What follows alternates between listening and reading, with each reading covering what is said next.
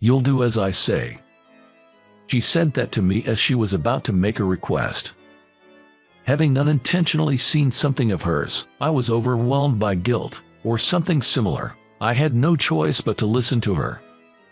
How did this happen? Well, my name is Tyler. Currently, I run a quiet coffee shop on the first floor of a building. When I say coffee shop, I'm not talking about the trendy ones serving flashy-looking drinks, but rather the ones that specialize in coffee, essentially, old-fashioned coffee houses. I've always loved coffee. Before I realized it, I found myself running my own place. I researched coffee beans and brewing techniques, worked hard to make the best coffee. After much dedication, I finally had my own shop. Of course, every coffee I serve is my pride and joy. For those who aren't fans of bitter tastes, I also have a variety of items like café au laits, suitable for beginners. I've created light meals that go well with coffee. It's truly a place made for coffee lovers. Now, being a huge coffee enthusiast, I drink multiple cups a day, so much so that my doctor advised me to cut back. I have to stay healthy to keep the shop going, after all. It's crucial to manage stress and have some outlets, but dang, haha, the coffee here is as bad as ever, haha. That's how I'm battling stress right now. It's currently 9:30 in the morning. I set the shop's opening time at 10 a.m., so it's technically before opening, but there's a man at the counter, enjoying a sandwich and coffee while tossing out insults. His name is Kevin. He's an incredibly rude fellow, but I can't say anything against him. Why, you ask? Well, let me tell you. Kevin owns the building where my shop is located. If I upset him, there's a chance I might get kicked out. I've seen tenants being evicted before, and I've only had this shop for about a year. Moreover, this guy always comes before opening hours. I don't have to worry about weird rumors because of that, but it's still unpleasant. If you think it doesn't taste good, you don't have to come, Kevin. You must be a busy man. If I can get a free meal, why not? Even if it's bad to my gourmet taste, it's probably just right for the average Joe. Haha. In exchange for a discounted rent, I occasionally serve him breakfast. I eagerly accepted that deal, but if I could go back, I'd punch my past self. Sure, Kevin is an investor in real estate and other ventures. That means he has a refined palate, but it is not certain whether his sense of taste is truly superior. Anyway, being criticized like this doesn't feel good, but I have to endure for now. After finishing the sandwich and coffee I made, Kevin remarked, "Today's was a bit better, haha, keep it up," and left with some mysterious advice. He stayed for 20 minutes. He leaves right around opening time, so it doesn't interfere with my business. But man, it's exhausting. But that's not the customer's concern. I have to do my best for those who come to enjoy my coffee. A few hours later, around 2 p.m. when the rush started to calm down, the chime of the doorbell rang, signaling a new customer's entrance. "Welcome, just one of you." "Ah, yes, just me." The person who entered was a woman with glasses. Her round face complemented her short bob, and she wore a lacy skirt. She looked quite young. Moreover, she stared intently at me, making me tilt my head in confusion. I had shown her to a seat, but she didn't move. Maybe there's something on my face. "Excuse me, ma'am, is there something? Sorry for coming out of nowhere. Are you Tyler from North Elementary and Northridge Middle School?" She stared at me intensely as she said that. Hearing her words, my eyes widened. Because she had correctly named the schools I went to. At the very least, this woman in front of me seemed to know me. I gave a small nod. "Yes, that's me, but..." "I knew it. It's me, Emily. Don't you remember?" "What, Emily?" The shop was empty at the moment. and I couldn't help but raise my voice. Emily, unforgettable. She's my childhood friend. I can't recall when we first met. We lived close by, attended the same preschool, and played a lot at the same park. Emily's parents ran a business, so she was like a little heiress, while I came from an average household. But such differences didn't matter in our childhood, and Emily and I shared countless adventures. From racing to hide and seek, to seeing who could make the biggest mud pie. We spent so much time together that even in elementary school, we were inseparable. In fact, Emily was so shy that she'd say she was scared to go to school if I wasn't with her. Her concerned parents even considered transferring her, but she was adamant. I don't want to be separated from Tyler. She was quite stubborn, to say the least. So, we went to and from school together, and I often hung out at her house. Our parents became close too, and whenever my folks were late from work, Emily's parents would let me stay over. Their house was so grand, it was every kid's dream. But our close bond broke in middle school. Why? Because I heard Emily got a boyfriend. She always had a youthful, round face which made her popular among the boys in middle school. So when I heard she got a boyfriend, honestly, I was jealous. I regretted not confessing my feelings to her sooner and realized for the first time that I had fallen for Emily. Moreover, I witnessed Emily entering the science prep room with an older boy from a year above. Curious, I sneaked a peek and saw Emily and him hugging each other. In an empty classroom, just the two of them sneaking around. Well, the nature of their relationship was pretty clear. In that moment, I realized that although I had feelings for Emily, it was too late. I distanced myself from her. Can't blame me, right? The senior she was with was good-looking, and I felt I couldn't be by Emily's side. At the very least, I didn't want to stand in the way of her happiness. And so, our connection was broken. Emily reached out a few times after starting high school, but I never felt like responding. Eventually, her messages stopped coming. But now, after all this time, why is Emily standing right in front of me? We hadn't met since becoming adults, so I didn't recognize her immediately. But now, even with makeup, she's unmistakably Emily. I'm so glad. You remember me. How could I forget? But why are you here? I saw your cafe in a magazine, so I just had to come.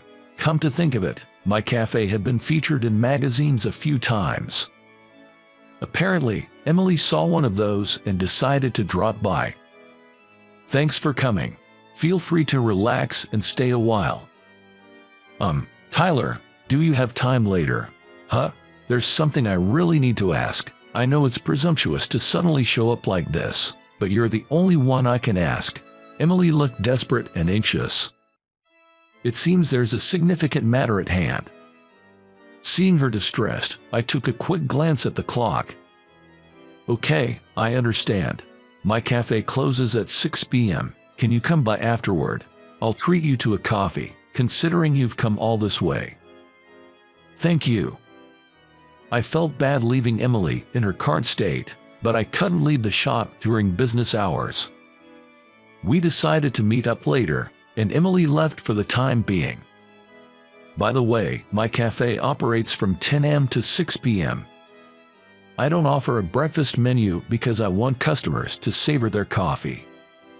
With that thought, I decided to prepare a coffee for Emily and watched her leave. After 6 p.m., when the shop had closed, Emily returned. With no other customers around, she seemed a bit more relaxed. I offered her a low-caffeine latte and took a seat opposite her. It reminded me of the times we used to hang out at diners, sipping on soft drinks and chatting away. But now, there wasn't time for nostalgic conversations. She looked too troubled. So, what did you want to ask? I know it's a strange request, but please, will you pretend to be my boyfriend? What? Emily nearly bowed to the ground as she begged me. I, on the other hand, was surprised by the unexpected request. Why on earth would she ask such a thing? Curious, I listened to her story. Given that Emily was a CEO's daughter, her father had been pressuring her to get married and even set her up for an arranged date. The other party was an acquaintance of her father's, and for Emily, who isn't particularly social, it was a complete hassle. So, on the spot, she told them, "I already have a boyfriend," to refuse the arrangement. However, he said he fell for me at first sight from my photo and wouldn't take no for an answer. He said I could bring my boyfriend, and he'd be willing to talk. I'm kind of in a bind now since I said I had a boyfriend. Sounds like quite the assertive guy. Please, just this once, Emily pleaded, bowing her head again. Sure, I've known Emily since we were kids, and if asked about our past, I could easily talk about it. It might even be easy to play along. An image of Emily's dad flashed in my mind, but seeing Emily right in front of me, desperate, I posed a question. Don't you have a boyfriend now? I remember you had one in middle school, or at least some guy friends. What? No, I don't. I've never even had a boyfriend. What? Emily looked shocked, but I was even more surprised. I was sure Emily had a boyfriend in middle school. But when I mentioned that, did I ever say I had a boyfriend? But, what about you and that senior in the science prep room? Oh, that, Emily was surprised that she was being watched, but the person she was meeting with at that time was her friend's boyfriend, and they were discussing a friend's gift. And when she almost tripped, the senior caught her. That's what I had witnessed. So that's why you suddenly became distant in middle school. Well, I thought it would be problematic if there was a misunderstanding. Right. I had never heard directly from Emily about having a boyfriend. Just got that notion from mutual friends and the situation I had misunderstood. Back then, I was so shocked, I didn't even try to clarify. What's that? I was so hurt at the time. Why didn't you ask me? I didn't have the courage to. Sorry. I genuinely apologized. From Emily's perspective, I had suddenly become distant and didn't even reach out. It's only natural for her to feel hurt. Pouting, Emily said, "If you feel guilty, then do as I say." With that, I agreed to her proposal. Being Emily's pretend boyfriend, even temporarily, isn't so bad, right? That's what I thought, but then... Why is Tyler here? Huh, Kevin. We were set for a formal date in a rather fancy restaurant, but to my surprise, the other party was none other than Kevin. Oh boy, this is looking pretty bad. There's even a chance I might get kicked out of the place. But by agreeing to act as Emily's boyfriend, I had already risked offending Kevin. So, it was already too late to back out. I decided to focus on protecting Emily. Though I had that in mind, the meeting turned out to be a disaster. Kevin went on and on about how bad my taste was. This guy has no taste buds whatsoever. He always serves turbo coffee. He's barely scraping by thanks to some online reviews, but he's just a pool cafe owner kept afloat by a few loyal customers. He's not good enough for you, Emily. I don't know what he told you, but you shouldn't be with this loser. I was amazed at how condescending he could be. For the most part, I just let it slide. But Emily's reaction caused an even bigger scene. Enough. Don't mock Tyler. You probably don't know much about coffee, do you? I'm a bit of a coffee enthusiast, making it from fresh beans every day. His coffee might sell okay, but it's not that great. He doesn't even realize how bad it is. Just because I'm not a coffee expert doesn't mean I don't know Tyler's skill. Maybe it's you with no taste buds. Emily, calm down. Emily was fuming, while Kevin smirked confidently. There's no way I have poor taste, right? This is supposed to be a date, right? Not a fight.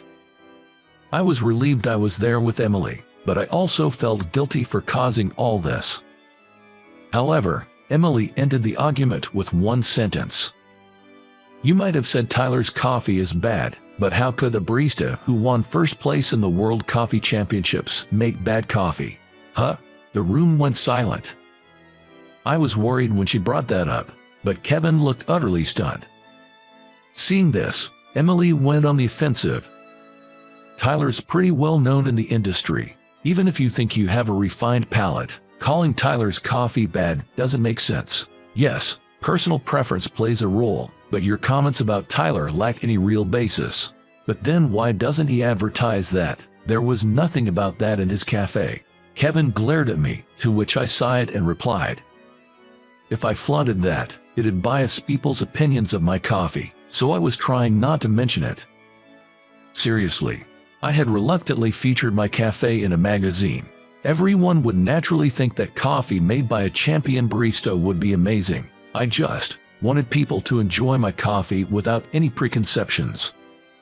Saying this, I pulled out a folded magazine clipping from my wallet and showed it to him. Honestly, I was genuinely happy to be featured in the magazine, and I kept the clipping in my wallet as a sort of good luck charm. Seeing this and realizing that the story was true, Kevin began to wince and shake. Despite all his complaints, he still came to drink my coffee. He probably recognized its quality. His ego probably couldn't handle praising coffee he thought was made by a regular Joe like me. That's why he'd been belittling me so much. But I knew that there were plenty of people who truly appreciated my work, so I could brush off Kevin's ranting. In the end, Kevin stormed off saying, "You'll regret this," and the date was called off. We decided to head home. I'm sorry. Do you think you will get kicked out of the building? It's okay. Even if we do, they'll give us some time. If it comes to that, I'll just try my luck somewhere new. Saying this, I escorted Emily back to her family's home. While I was concerned about the cafe, I felt good about standing up for Emily. But now that this was over, would Emily and I drift apart again? The mere thought filled me with a deep sense of loneliness. It felt a lot like when I heard Emily had gotten a boyfriend. Did I want to be away from Emily again? No, definitely not, especially after rekindling our bond. This time, I want to be right by her side. Hey, Emily, what's up? I stopped walking, and she did too. Looking straight into her eyes, I declared, I've always loved you, Emily. I want to be your real boyfriend. Though my heart was racing, Emily, tears in her eyes, whispered, I've waited so long to hear that, and she embraced me. Despite my romantic confession, our surroundings shifted dramatically after that. First, after confessing, I immediately headed over to Emily's parents' home to greet them after a long time and to get down on one knee, saying we're officially dating now, so please don't bring up any arranged marriage talks. Her parents, especially her father, were pretty furious that the date had been disrupted. When the main culprit turned out to be me, he didn't seem to change his opinion. Well, he's a CEO after all. He probably wanted his daughter to marry someone of appropriate status or wealthy. However, Emily secretly recorded the whole encounter with Kevin during the matchmaking and played it back, saying, Dad, you really can't judge a person. Hearing Kevin's rude remarks, Emily's mother chimed in. If Emily has to marry someone like that, I'd rather she be with Tyler. With that, we gained an ally. In the end, her father gave in, and we were allowed to date. As for the cafe I was worried about, I didn't get kicked out. Actually, Kevin was no longer the owner.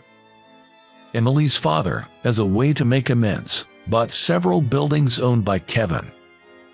Turns out, Kevin had a habit of berating other tenants in the building, just like he did with me. He got sued by a bunch of them. The settlements put a significant dent in his finances. The real estate world has its interconnections, so Kevin's been feeling pretty cornered. Emily's father was furious, saying, he dare hurl those nasty words at my daughter. It seems he took various steps to set things right. After a few months, I stopped hearing about Kevin entirely. I'm not sure what's become of him. As for us, Emily started helping out at my cafe, so we're together almost all the time. Though we've only been dating a few months, it feels like we've known each other forever. We've even talked about getting married on our first anniversary. Why not marry right now? We want to enjoy our relationship a bit longer, that's all. For now, I just want to be la vie de vie with Emily. In a few years, though, we'd be married, blessed with children, and the cafe would be booming. But that's a story for another time.